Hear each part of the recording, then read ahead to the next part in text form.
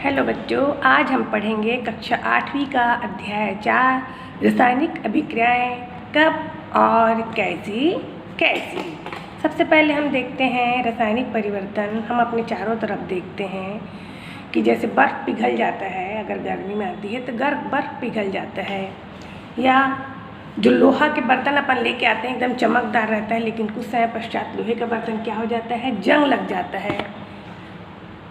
मोमबत्ती को जब गर्म करते हैं तो वो पिघलने लगती है। और भी ऐसे बहुत सी चीज़ें हैं जो तुम्हारे आसपास होते रहता है। ये सब रासायनिक परिवर्तन के कारण होता है। तो रासायनिक परिवर्तन होता क्यों है भाई?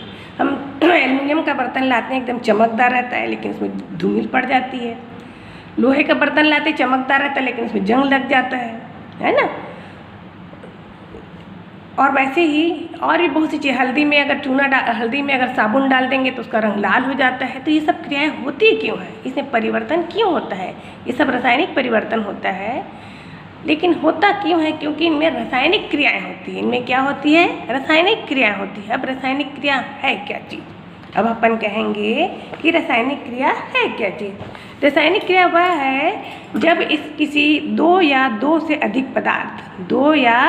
दो से अधिक पदार्थ आपस में मिलकर एक नया पदार्थ बनाते हैं, तो उसे हम उत्पाद कहते हैं और इसे रासायनिक अभिक्रिया कहते हैं। तो जो पहला प्रश्न अगर आएगा कि रासायनिक अभिक्रिया किसे कहते हैं, प्रश्न क्या है, रासायनिक अभिक्रिया किसे कहते हैं? तो जब दो से अधिक अभिकारक या तत्व आपस में मिलकर एक नया पदार्थ बनाते हैं, उसे उत्पाद कहते हैं। उत्पाद बनाते हैं, उसे रासायनिक क्रिया कहते हैं। जैसे हाइड्रोजन और ऑक्सीजन, H2 यानी हाइड्रोजन, O2 यानी ऑक्सीजन, ये दोनों आपस में मिलते हैं और पानी बना देते हैं। ये एक प्रकार का क्या है, रासायनिक अभिक्रिया है। उसी प्रकार सोडियम और क्लोरीन आपस में मिलते हैं और सोडियम क्लोराइड बना देते हैं। ये भी एक प्रकार की क्या है, रासायनिक अभिक्रिया है। ऐसे बहुत सी चीज़ें हैं जो आपस में दो अभिकारक मिलते हैं और एक नया पदार्थ बना देते हैं, तो हम उसे कहेंगे रासायनिक अभिक्रिया। वैसे तो रासायनिक अभिक्रिया के लिए बहुत से कारक होते हैं। या तो रासायनिक अभिक्रिया को गर्म करना पड़ता है, या धूप में रखना पड़ता है, या विद्युत प्रवाहित करना पड़ता है, तब हमारी रासायनिक अभिक्रिया होती है। कुछ रासायनिक अभिक्रिया में हमको गर्म करना पड़ता है, जैसे मोम को पिघलाना है, गर्म करना पड़ेगा। चाय पत्ती, शक्कर, दूध डालोगे, उसे गर्म करोगे, तब तुम्हारी क्या बन जाएगी, चाय बन जाएगी। ऐसी और भी बहुत सी क्रियाएं हैं जिनको हमको गर्म करना पड़ता है। तो ऐसी क्रियाएं जिनको गर्म करना पड़ता है उसे हम ऊष्माशोषी कहते हैं। और कुछ अभिक्रियाएं जैसे चूना है, जब हम घर पोताई करने के लिए चूना लेके आते हैं और उस चूने को जब पानी में डालते हैं तो उसमें से गर्म गर्म भाप निकलने लगती है, और जो बर्तन जिसमें भिगाते हैं चूना वो गर्म होने लगता है। तो इस प्रकार कुछ रासायनिक अभिक्रियाओं में क्या होता है, ऊष्मा बाहर निकलती है, उसे हम कहते हैं ऊष्माक्षेपी। इस प्रकार रासायनिक अभिक्रियाएं कुछ ऊष्माशोषी होती है और कुछ ऊष्माक्षेपी होती है। तो यानी इस प्रकार ये कह सकते हैं हम कि दो पदार्थ आपस में मिलकर एक नया पदार्थ बनाते हैं, उसे हम रासायनिक अभिक्रिया कहते हैं। इस रासायनिक अभिक्रिया में या तो ऊष्मा ली जाती है या तो ऊष्मा दी जाती है, यानी या तो ऊष्मा शोषित होती है या तो ऊष्मा बाहर निकलती है। और कभी कभी कुछ भी नहीं होता, जैसे जंग लगना। जंग क्या होता है, धीरे धीरे लगता है, हमको पता चलता है कि नहीं पता चलता। हमारा मस्त लोहे की छड़ लेके आते हैं, नई रहती है, और कुछ समय पश्चात वो लाल हो जाती है, हमको पता ही नहीं चलता। न उसमें ऊष्मा लिया जाता है, न ऊष्मा दिया जाता है, ये हमको पता ही नहीं चलता। इस प्रकार बहुत सी ऐसी चीज़ें हैं जो हमको पता नहीं चलती और धीरे धीरे रासायनिक अभिक्रियाएं होती रहती। जैसे भोजन का पचना, ये भी एक रासायनिक अभिक्रिया है। खाना का बनना, ये भी एक रासायनिक अभिक्रिया है। बस इतना है कि रासायनिक अभिक्रिया में जो है एक बार कोई उत्पाद बन जाता है तो वो वापस अपनी मूल अवस्था में नहीं आता है। तो अभी हमने बताया कि दो अभिकारक आपस में मिलकर एक नया उत्पाद बनाते हैं। तो अब ये अभिकारक क्या है और उत्पाद क्या है उसके बारे में पढ़ते हैं। प्रश्न है हमारा, अभिकारक या उत्पाद किसे कहते हैं? सबसे पहले अपन देखते हैं अभिकारक। अभिकारक क्या होता है? अभिकारक रासायनिक अभिक्रिया में भाग लेने वाले पदार्थ को अभिकारक कहते हैं। रासायनिक अभिक्रिया में भाग लेने वाले पदार्थ को अभिकारक कहते हैं। ये तो हो गया रासायनिक अभिक्रिया। जैसे यहाँ पर हमने देखा हाइड्रोजन और ऑक्सीजन, ये दोनों क्रिया में भाग ले रहे हैं। हाइड्रोजन और ऑक्सीजन क्या है, अभिक्रिया में भाग ले रहे हैं। तो ये क्या है, दोनों अभिकारक है।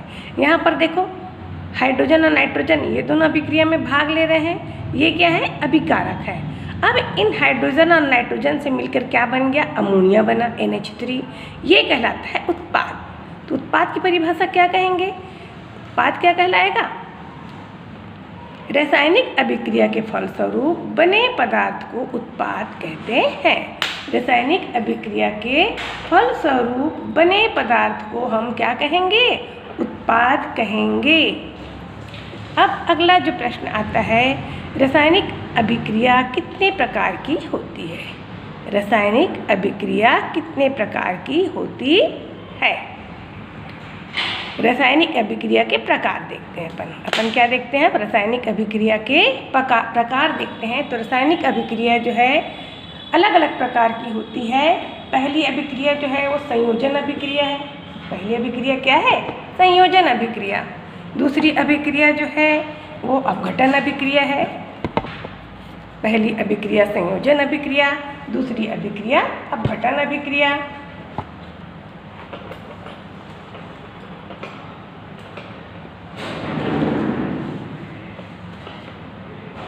पहली संयोजन अभिक्रिया, दूसरी अपघटन अभिक्रिया। और 5 प्रकार की क्रियाएं होती है, विस्थापन अभिक्रिया, उदासीनीकरण और अवक्षेपण। ये 5 प्रकार की क्रियाएं होती हैं और इन क्रियाओं के बारे में हम बारी बारी पढ़ेंगे। सबसे पहले हम पढ़ते हैं संयोजन अभिक्रिया के बारे में। पहले क्या पढ़ते हैं अपन, संयोजन अभिक्रिया। क्या होती संयोजन अभिक्रिया, जब 2 पदार्थ आपस में मिलकर एक नया पदार्थ बनाते हैं उसे हम संयोजन अभिक्रिया कहते हैं। जब 2 पदार्थ आपस में मिलकर एक नया पदार्थ बनाते हैं तो उसे हम क्या कहते हैं, संयोजन अभिक्रिया कहते हैं। जैसे यहाँ देखो हाइड्रोजन और क्लोरीन, हाइड्रोजन और क्लोरीन ये दोनों पदार्थ हैं, अभिकारक हैं और एक नया पदार्थ बना रहे हैं हाइड्रोक्लोरिक अम्ल, HCl, हाइड्रोक्लोरिक अम्ल। हाइड्रोजन और क्लोरीन आपस में मिलकर क्या बना है, हाइड्रोक्लोरिक अम्ल, HCl। ये आपस में दोनों जुड़ गए, हाइड्रोजन और क्लोरीन क्या हो गए, आपस में जुड़ गए, दोनों संयोजित हो गए, दोनों जुड़कर एक नया पदार्थ बना दिए हाइड्रोक्लोरिक अम्ल। इसे हम कहेंगे संयोजन अभिक्रिया। इसे हम क्या कहेंगे, संयोजन अभिक्रिया कहेंगे। अगला प्रश्न देखते हैं, अपघटन अभिक्रिया। अगला क्या है, अपघटन अभिक्रिया। क्या होता है अपघटन, जब कोई अभिकारक एक या अधिक उत्पादों में टूट जाता है। जब कोई अभिकारक एक या एक से अधिक उत्पादों में टूट जाता है तो उसे हम अपघटन अभिक्रिया कहते हैं। अभिकारक है यानी शुरुआत में जो रहेगा वो अभिकारक कहलाएगा। जैसे अपन एग्जाम्पल के तौर पे देखते हैं H2O। H2O क्या है, पानी है। ये पानी जो है टूट जाता है, इसको गर्म करते हैं या इसमें विद्युत प्रवाहित करते हैं। जब पानी में हम विद्युत प्रवाहित करते हैं तो ये 2 उत्पादों में टूट जाता है। क्या क्या बनाता है, हाइड्रोजन और ऑक्सीजन। H2O एक अभिकारक है, ये रासायनिक क्रिया में भाग ले रहा है। रासायनिक प्रक्रिया के फलस्वरूप हमको 2 पदार्थ मिल रहे हैं, हाइड्रोजन और ऑक्सीजन। 2 टुकड़ों में टूट गया, अपघटित हो गया, तो इसे हम कहेंगे अपघटन अभिक्रिया। यानी पानी जो है हाइड्रोजन और ऑक्सीजन में अपघटित हो गया। ऐसे एक और देख लेते हैं उदाहरण, कैल्शियम कार्बोनेट। कैल्शियम कार्बोनेट क्या क्या बनाया, कैल्शियम ऑक्साइड और कार्बन डाइऑक्साइड। कैल्शियम कार्बोनेट है ये कैल्शियम ऑक्साइड बनाया और ये कार्बन डाइऑक्साइड बनाया है। यानी कैल्शियम कार्बोनेट कितने भागों में टूट गया, 2 भागों में। किसमें, कैल्शियम ऑक्साइड में और कार्बन डाइऑक्साइड में। इस प्रकार इस क्रिया को भी हम क्या कहेंगे, अपघटन अभिक्रिया। यानी संयोजन में जुड़ते हैं, अपघटन में टूटते हैं। ये दोनों एक दूसरे के अपोजिट हैं, है ना। संयोजन में जुड़ गया और अपघटन में क्या हो गया, टूट गया। अब तीसरी अभिक्रिया हम देखते हैं, विस्थापन अभिक्रिया। तीसरी कौन सी है, विस्थापन अभिक्रिया। विस्थापन यानी स्थान से हटना, विस्थापन यानी स्थान से हटना या स्थान से हटाना। ठीक है, कुछ भी बोल सकते हैं, स्थान से हटना या स्थान से हटाना। जब एक अभिकारक दूसरे अभिकारक को विस्थापित कर देता है यानी उसके स्थान से हटा देता है, और उसकी जगह खुद जाके बैठ जाता है, तो उसे कहते हैं विस्थापन अभिक्रिया।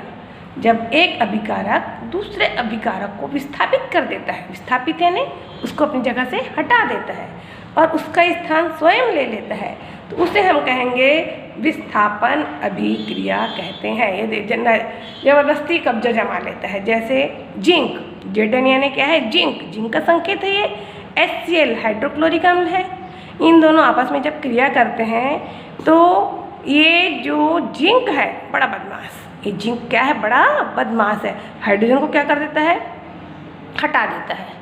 ये ज़्यादा क्रियाशील है और ये कम क्रियाशील है, इसलिए ये बड़ा बदमाश है, ये उद्यमी है, ये उसको हटा देता है, किसको, हाइड्रोजन को। और यहाँ पर बन जाता है जिंक क्लोराइड। देखो ये हाइड्रोजन था यहाँ, अब हाइड्रोजन की जगह क्या आ गया, जिंक आ गया।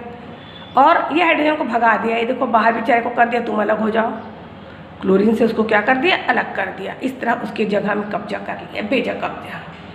तो जब अभिकारक, एक अभिकारक दूसरे अभिकारक को हटा देता है, उसके स्थान से उसको विस्थापित कर देता है, इसे विस्थापन अभिक्रिया कहते हैं। इसके एग्जाम्पल के तौर पे हमने देखा जिंक और हाइड्रोक्लोरिक अम्ल। जिंक और हाइड्रोक्लोरिक अम्ल की जब क्रिया होती है तो हाइड्रोजन को हटा देता है और उसकी जगह जिंक ले लेता है और बन जाता है जिंक क्लोराइड।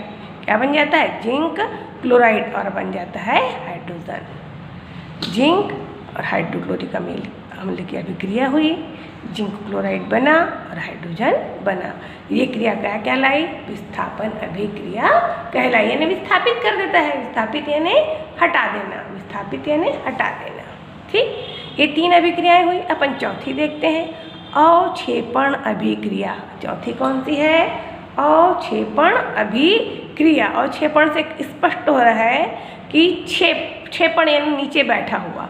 तो ऐसी रासायनिक अभिक्रियाएं जिसमें बनने वाला पदार्थ अघुलनशील हो। देखो किसी भी चीज़ को पानी में डालो, अगर वो अघुलनशील है तो वो नीचे में बैठ जाएगा। प्लास्टिक है, लकड़ी का टुकड़ा है, लोहा है, इनको हम पानी में डालेंगे तो वो जाके नीचे पानी की तली में बैठ जाएंगे। लेकिन तुम नमक को, मिट्टी को डालोगे तो वो क्या हो जाएगा, पानी में घुल जाएगा, है ना। तो अवक्षेपण अभिक्रिया में क्या होता है, ऐसी रासायनिक अभिक्रिया जिसमें बनने वाला पदार्थ यानी उत्पाद अघुलनशील हो। अघुलनशील जो पानी में नहीं घुलता हो और अवक्षेप के रूप में नीचे बैठ जाता हो, या अवक्षेप के रूप में हमको प्राप्त होता है, इसे अवक्षेपण अभिक्रिया कहते हैं। ये पानी में नहीं घुलेगा, नीचे लद्दी टाइप का बैठ जाएगा। जैसे CaOH whole twice calcium hydroxide, CaOH whole twice calcium hydroxide किससे क्रिया करता है, कार्बन डाइऑक्साइड से। किससे क्रिया करता है, कार्बन डाइऑक्साइड से क्रिया करता है और बनाता है कैल्शियम कार्बोनेट। क्या बना देता है, कैल्शियम कार्बोनेट। ये कैल्शियम कार्बोनेट जो है अवक्षेप है। ये कैल्शियम कार्बोनेट क्या है, अवक्षेप के रूप में प्राप्त होता है और ये पानी बनता है। ठीक है, अगला 5वां उदासीनीकरण अभिक्रिया। 5वां क्या है, उदासीनीकरण अभिक्रिया। जब अम्ल और क्षार मिलकर लवण और पानी बनाते हैं, जब अम्ल और क्षार मिलकर लवण और पानी बनाते हैं तो उसे उदासीनीकरण क्रिया कहते हैं। अब अम्ल क्या होता है, देखो जब हमारे पेट में कभी कभी बहुत जलन होती है, रात के समय या कुछ मसालेदार चीज़ खा लेते हैं तो हमारे शरीर से जो ग्रंथि होती है वो अम्ल को स्त्रावित करती है, अम्ल को निकालती है। जब पेट में बहुत ज़्यादा अम्ल हो जाता है तो हमारे पेट में बहुत जलन होने लगती है ना। बहुत जलन होती है तो हम क्या खाते हैं, अक्सर डॉक्टर लोग एसिलॉग दवाई देते हैं। एसिलॉग या दूधिया मैग्नीशिया ये दवाइयों को देते हैं। ये एसिलॉग या दूधिया मैग्नीशिया एक प्रकार का क्षार होता है। हमारे पेट के अंदर क्या है, अम्ल है, जिसकी वजह से हमको जलन हो रहा है। अब हम अगर क्षार को खाएंगे या क्षार को पिएंगे तो ये अम्ल और क्षार आपस में क्या करेंगे, क्रिया करेंगे, और दोनों क्रिया करने के पश्चात हमको क्या मिल जाएगा, लवण मिल जाएगा। लवण जो होता है उदासीन होता है, न इसमें अम्ल का गुण होता है न इसमें क्षार का गुण होता है। तो इस प्रकार की अभिक्रियाओं को हम उदासीनीकरण अभिक्रिया कहते हैं। जैसे क्षार, सोडियम हाइड्रोक्साइड क्षार है और हाइड्रोक्लोरिक अम्ल अम्ल है। ये दोनों आपस में क्रिया करते हैं और NaCl बनाते हैं। NaCl किसका गुण है? नमक है का, किसका सूत्र है ये? नमक का। ठीक है, ये लवण बनता है और पानी बनता है। इसे हम उदासीनीकरण अभिक्रिया कहते हैं। अब ये तो हो गया तुम 5 अभिक्रियाओं के बारे में। इसके अगले का जो लेसन है या अगला जो पार्ट है हम अगले एपिसोड में पढ़ेंगे।